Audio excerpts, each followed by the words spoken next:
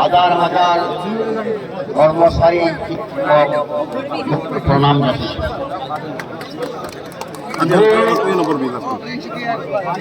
অত্যন্ত অৱস্থাটা সত্ত্বেও মই আজি আপোনালোকৰ ওচৰত এইকাৰণে কৈছোঁ যে মই অন্তঃকৰণে বিশ্বাস কৰোঁ যে আমাৰ যে আগৰ পেঞ্চন ব্যৱস্থা এই পেঞ্চন ব্যৱস্থা কেৱলমাত্ৰ কৰ্মচাৰীসকলৰ বাবে নহয়, অত্যন্ত প্ৰয়োজনীয়।